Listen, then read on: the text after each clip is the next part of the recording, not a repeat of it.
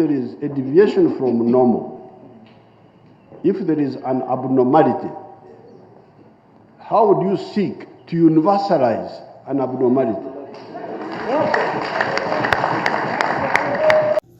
Folks, welcome.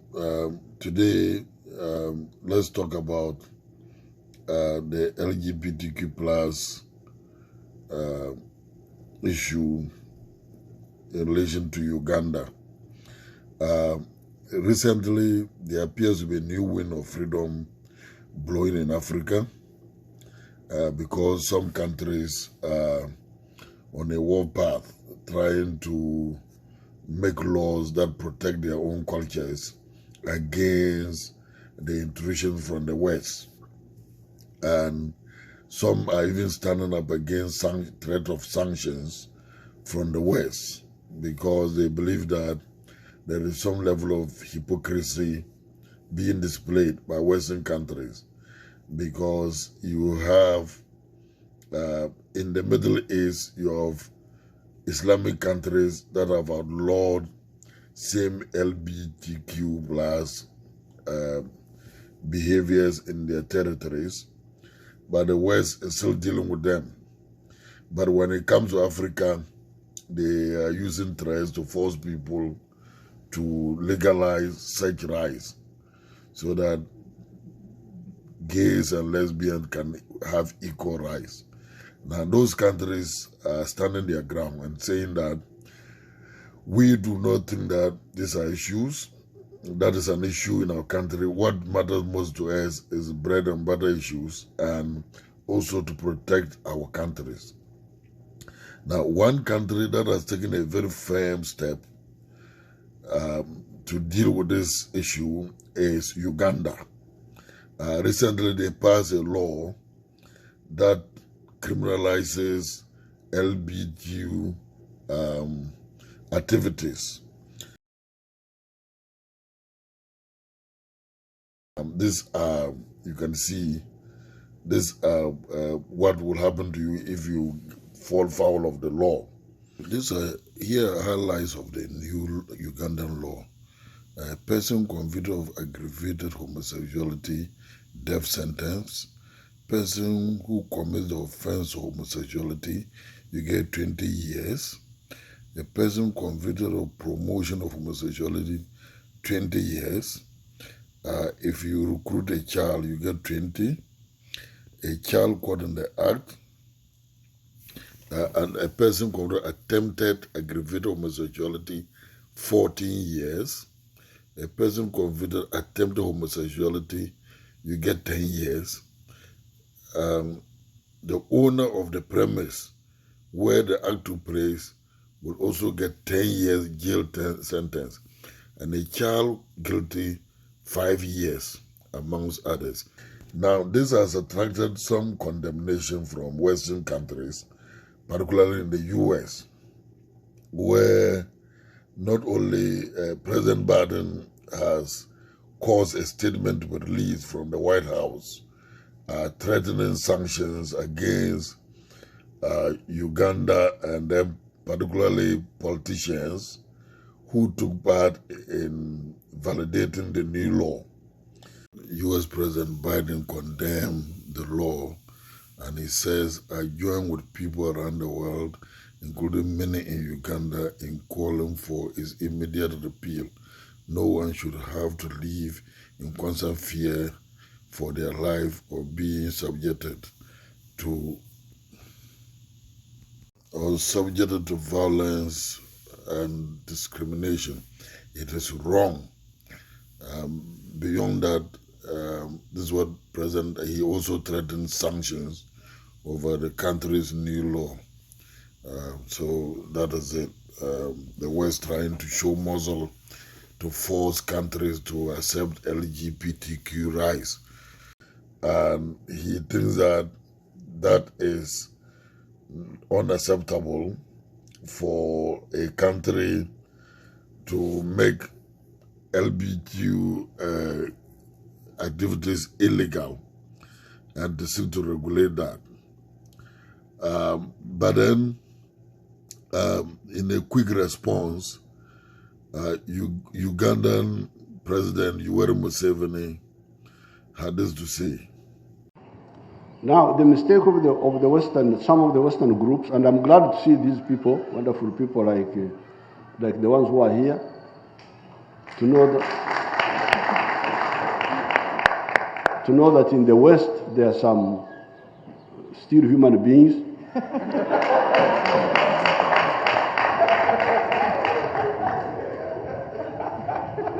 who believe in normal life.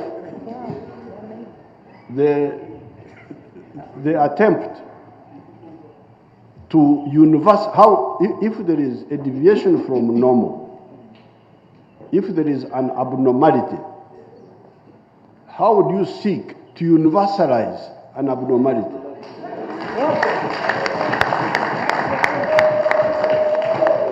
And how would you seek to establish an abnormality as an alternative way of life?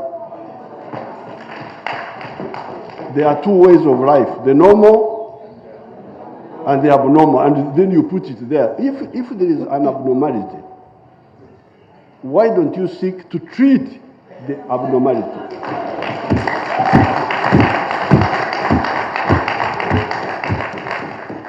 And to isolate it, not spread it. So definitely there's something wrong with these groups, the leadership in the West. There must be some serious issue there, some structural problem. I can't know what it is, because I have studied human evolution and philosophy. There's nothing, but there's something that's funny that is going on in some of these places. Your Excellency, we asked yesterday whether we would have the honor to meet the father of Africa, the leader who has been able to stand in the gap for Africa against this attempt to have Africa enslaved again. And so, Your Excellency, we are very, very happy. We made a request that we want to come and see you, and we were requesting to see you largely for three things. Your Excellency, to see President Uweri. Okay, so you heard him. It makes some sense, because you, in every society, you have the norm, and certainly there are deviants. And according to President Uweri Museveni, in Africa's perspective, and then particularly in the Ugandan perspective, what is normal is the straight way, and if you do any other thing apart from that, then that is abnormal. And he does not think that it makes sense for anybody to try to push an agenda where you could get the whole world to accept what is quote-unquote abnormal. That makes some sense. But you also, on the other hand, you have people arguing that those people are also human beings and deserve equal rights. You see, so that is the bone of contention here. There is a Ghanaian response. There's a gentleman who is the leader of the LGBT rights movement in Ghana. He's certainly peeved about the Ugandan case, and this is his response. Alex Kofi Donkor was disappointed but not surprised as he watched Uganda enact one of Africa's harshest anti-LGBTQ laws to date. He's the founder of civil rights group LGBT Rights Ghana, in a country that has its own proposed anti-LGBTQ bill. Take away my sexuality and I'm still an African. So what is it about me that makes me un-African, so much so that you need to legislate laws to criminalize me? Uganda's President Uweri Museveni signed the new bill on Monday, which includes the death penalty for so-called aggravated homosexuality. I think it's very barbaric, it's primitive, it is colloquial, it is colonial, it is impeding, it is just it just screams underdevelopment, it screams lack of creativity, it screams divisiveness within families and society. And I don't think that should be the way to go as Africans. Opposition lawmakers in Ghana proposed a similar, though milder, bill in 2021. Gay sex is already punishable by 3 years in prison in Ghana, though no one has been prosecuted in years. The new bill would lengthen jail terms and force some to undergo conversion therapy. Edem Sinanu, chairman of Advocates for Christ Ghana, said he welcomed Uganda setting the pace on the issue. There are specific practices that we're extremely concerned about. So it's not a wholesale, it's not about the people. It's about the things that are going on that scientifically, medically, culturally challenge our view. Similar to Uganda's new bill, Ghana's would also criminalise the promoting and funding of LGBTQ activities, as well as public displays of same-sex affection. Now that we have the quorum. There have been no national opinion polls on Ghana's bill, which has been condemned by UN rights experts. However, its supporters say the legislation has broad backing in the largely Christian country. Now, if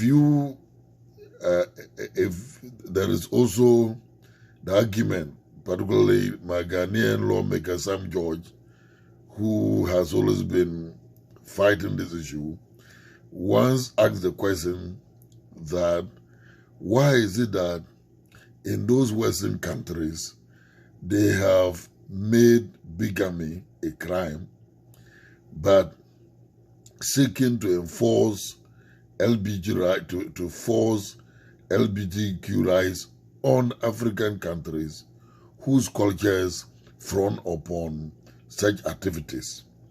And so, if you look at it in actual fact, if you compare countries like Saudi Arabia to what Uganda is doing, it's the same thing. If you do that in Saudi Arabia, you get punished, but the US is still dealing with them.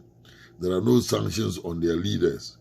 But I think that is an issue of poverty, because each time it's come to Africa, they are issuing threats and seeking to deny us loans because we go cap in handbagging.